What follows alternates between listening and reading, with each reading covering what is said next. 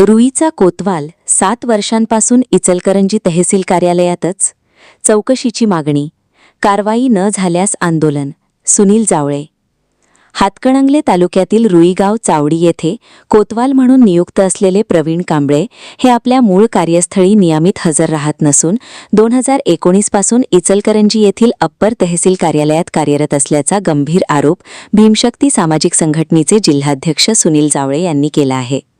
या प्रकरणाची सखोल चौकशी करून वस्तुस्थिती जनतेसमोर आणण्याची मागणी त्यांनी केली आहे. सुनील जावळे यांनी सांगितले की रुईगाव चावडीमध्ये विविध शासकीय कामांसाठी नागरिकांची नियमित वर्दळ असते. अशा परिस्थितीत कोतवालाची उपस्थिती आवश्यक असताना संबंधित कर्मचारी गेल्या 6 ते 7 वर्षांपासून मुख्यालयात नसल्याने नागरिकांची गैरसोय होत असल्याचा आरोप त्यांनी केला. प्रवीण कांबळे हे कोणत्या अधिकृत आदेशानुसार इचलकरंजी अप्पर तहसील कार्यालयात कार्यरत आहेत याची माहिती प्रशासनाने जाहीर करावी. तसेच त्यांच्या बदली अथवा प्रतिनियुक्तीबाबत अधिकृत आदेश असल्यास तो सार्वजनिक करण्यात यावा अशी मागणीही जावळे यांनी केली आहे. याशिवाय या प्रकरणात कथित आर्थिक देवाणघेवाणीबाबतही शंका व्यक्त करत संपूर्ण प्रकरणाची निष्पक्ष चौकशी करून संबंधित अधिकारी व कर्मचाऱ्यांची जबाबदारी निश्चित करावी. नियमभंग आढळल्यास कठोर कारवाई करावी. तसेच संबंधित व्यक्तीच्या संपत्तीचीही चौकशी करण्यात यावी अशी मागणी त्यांनी केली आहे. या संदर्भात जिल्हाधिकारी कोल्हापूर तसेच राज्याचे महसूल मंत्री चंद्रशेखर बावनकुळे यांच्याकडे निवेदन सादर करण्यात येणार असल्याचे जावळे यांनी सांगितले.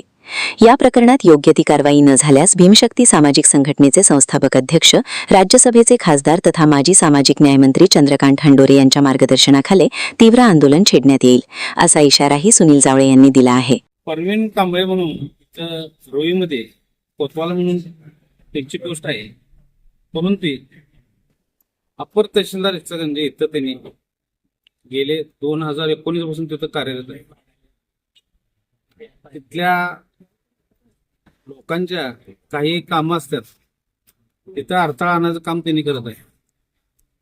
तसंच गौण खतसाठी मांडवली करून तिथल्या अधिकाऱ्यांच्या हाताखाली काम ते करतात, देवाणघेवाणीचं काम त्यांनी करतात. परंतु इथं रोईमध्ये त्यांनी कार्यरत नाही आहे. आता माहिती घेतल्याप्रमाणे त्यांनी म्हणजे 2019 पासून त्यांनी तिथंच आहे तिकडे. या अधिकाऱ्याची चौकशीसाठी आम्ही माननीय जिल्हाधिकारी बावनकुळे साहेब यांच्यावर कारवाई व्हावं म्हणून आम्ही भीमशक्ती सामाजिक संघटनेनं आम्ही लढा उभा करणार आहे.